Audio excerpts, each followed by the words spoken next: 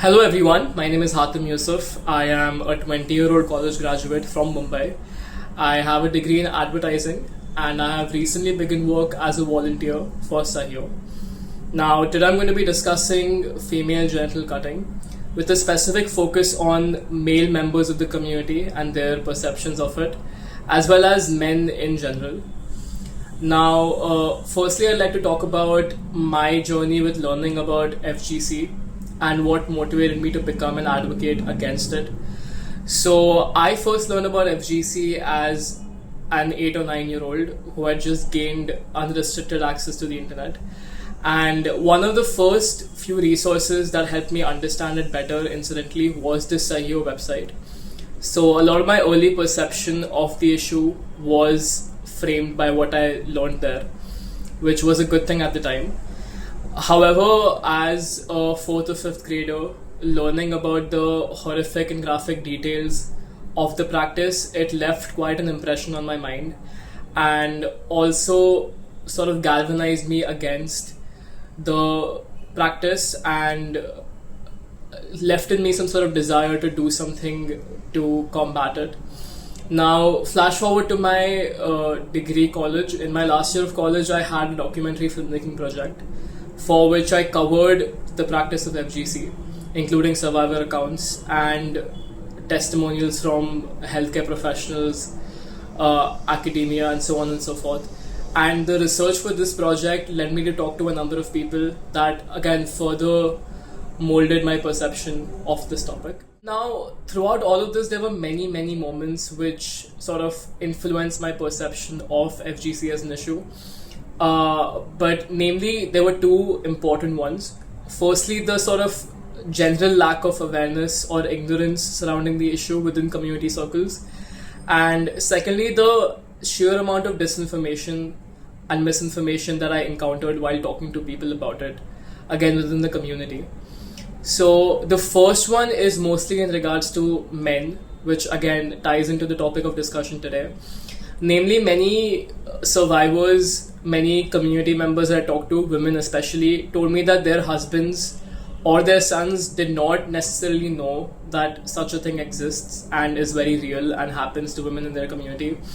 Only after the husbands got married to them or had girl children of their own that they realized that this is something that needed to be done and was being done all this while. The second, which as I mentioned, misinformation, was also something that I encountered a lot. One specific instance I can think of is when I was talking to the mother of a friend of mine, and when I told her about this project I was making, apart from her general confusion and bemusement at the whole thing, one question she asked me was, don't all Muslims do it? And when I told her that that wasn't the case, that only the Bora community engaged in this, she was frankly extremely surprised because, again, no one had ever told her this. And another point she raised up with me at that point was, does it not increase pleasure in women? To which, again, when I refuted that, she was again very surprised because this is not something that she had heard a counter to her entire life, because this is what she'd been told by people around her. So these were some very important moments in the understanding exactly what people thought about FGC and sort of the misinformation that they'd been fed about it over the years. Now, as a man, how do I begin to understand the implications of FGC on women? Well, rightly so, as a male myself, I've never had to undergo the procedure.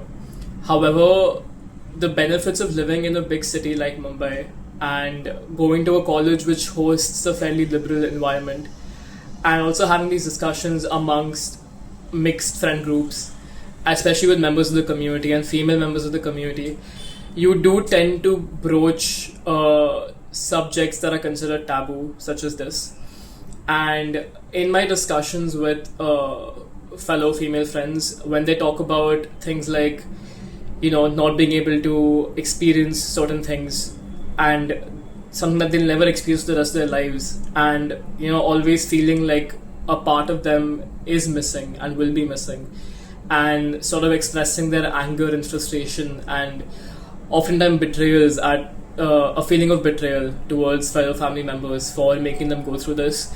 All of this makes me, although not someone who has undergone the procedure myself, sort of having a feeling of empathy towards them, and being more in solidarity with them, because of which I would encourage other male members of the community or not to sort of have these similar discussions with people if they're comfortable with having them, to make them sort of understand just how the scope of how traumatizing, how gruesome, and how horrific this practice can be for some people, and its very, very real life ramifications. Now, the very important question is, why should men care about or engage in efforts to end FGC? Well, there are a myriad reasons I can think of at the moment. The first and foremost one is, of course, a sense of general awareness and basic decency. If there are female members of the community around you, be it friends or family, that are going through this, and you as a man are not even so much as aware of it, or if you're just being ignorant about it, then that doesn't make you a very good family member or friend to begin with. Secondly, men obviously make up half of the solution to this. Since the more people know about it, the better.